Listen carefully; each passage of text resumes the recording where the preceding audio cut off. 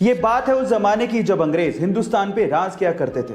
तब जमशेदजी टाटा मुंबई के Watson hotel पहुंचे, लेकिन उन्हें होटल के अंदर जाने ही नहीं दिया गया क्योंकि वो होटल स्पेशली यूरोपियंस के लिए बनवाया गया था। यहां तक तो ठीक था, लेकिन उस होटल के गेट पे जो लिखा था उसे पढ़ के जमशेदजी टाटा जी को बहुत बुरा लगा। उस गेट पे लिखा हुआ था कि यहाँ कुत्तों का और इंडियंस का आना सख्त मना है।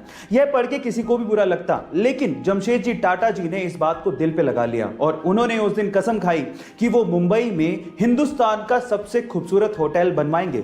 और 16 दिसंबर 1903 को उन्होंने ताजमहल पैलेस, जिसे ताज होटल भी कहते हैं, उसको बनवाया और उसके बाद ताज होटल्स की नींव रखी। गाइस, क्या ये फैक्ट इसके पहले तक आपको पता था? और अगर नहीं पता था तो चैट सेक्शन में जरूर लिखिएगा। फरवरी 2002 के एक वनडे मैच में इंग्लैंड ने भारत को हरा दिया। अब हार जीत तो गेम में चलती रहती है, लेकिन इंग्लैंड के एंड्रयू फ्लिंटॉफ ने सारी हदें पार कर दी। उसने अपनी टी शर्ट उतारी और नंगे बदन पूरे वानखेड़े स्टेडियम का चक्कर लगाते हुए इंडिया टीम का मजाक उड़ाया। अब ऐसी हरकत की है तो बदला तो लेना बनता है। बदले का मौका आया 4 महीने बाद ही, जब लॉर्ड्स के मैदान पे इंडिया और इंग्लैंड का फाइनल मैच चल रहा था और उसे इंडिया ने ना सिर्फ जीता, ट्रॉफी अपने नाम की, और उसी वक्त सौरव गांगुली ने इसका बदला भी लिया। उसने भी टी शर्ट उतारी और ईंट का जवाब पत्थर से दिया। आपको ये इंसिडेंट सुन के कैसा लगा? चैट सेक्शन में लिखना मत भूलिएगा। गाइस, अगर आप रेड कलर कोक के केन को पानी में डालेंगे तो आप देखेंगे कि वो डूब जाएगा, लेकिन अगर आप डाइट कोक के केन को पानी में डालेंगे तो वो फ्लोट करने लगेगा। सवाल ये कि ऐसा क्यों होता है?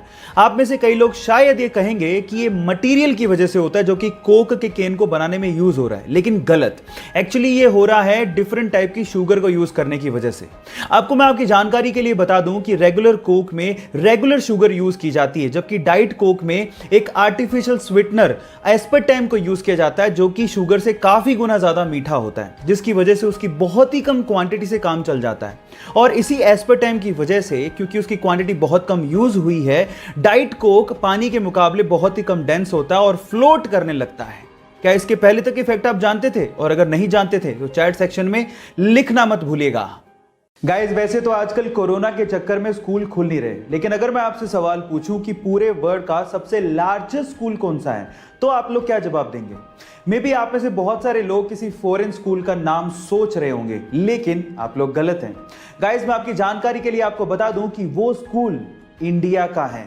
लखनऊ का सिटी मॉन्टेसरी स्कूल सबसे लार्जेस्ट स्कूल माना जाता है पूरे वर्ल्ड का।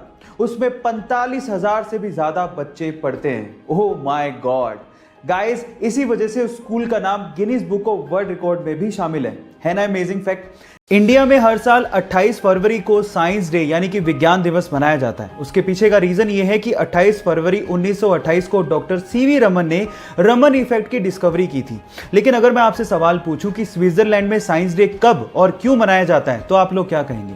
डोंट वरी, मैं आपको इसका आंसर देता हूं। स्विट्जरलैंड में हर साल 26 मई को साइंस डे मनाया जाता है और इसके पीछे का रीजन जान के आपको बहुत प्राउड फील होगा, क्योंकि 26 मई 2006 को डॉक्टर एपीजे अब्दुल कलाम ने स्विट्जरलैंड को विजिट किया था और जैसे ही उन्होंने वहां पे कदम रखा, वहां की सरकार ने 26 मई को विज्ञान दिवस घोषित कर दिया। ये फैक्ट जान के आपको कैसा लगा? चैट सेक्शन में लिखना मत भूलिएगा।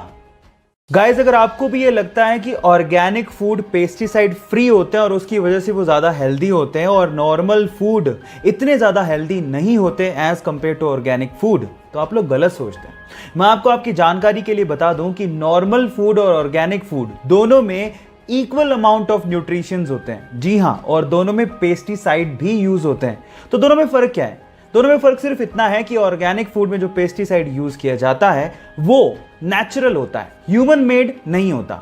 इनफैक्ट अगर आप नॉर्मल सब्जियों को भी उतनी शिद्दत से धो के पका के खाओगे तो वो उतने ही हेल्दी होते हैं जितने ही ऑर्गेनिक फूड होते हैं।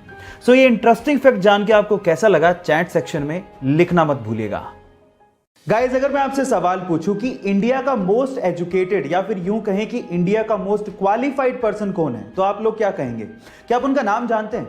चलिए मैं बताता हूं। महाराष्ट्र के श्रीकांत जिचकार जी को इंडिया का मोस्ट क्वालिफाइड पर्सन कहा जाता है। अब ऐसा क्यों?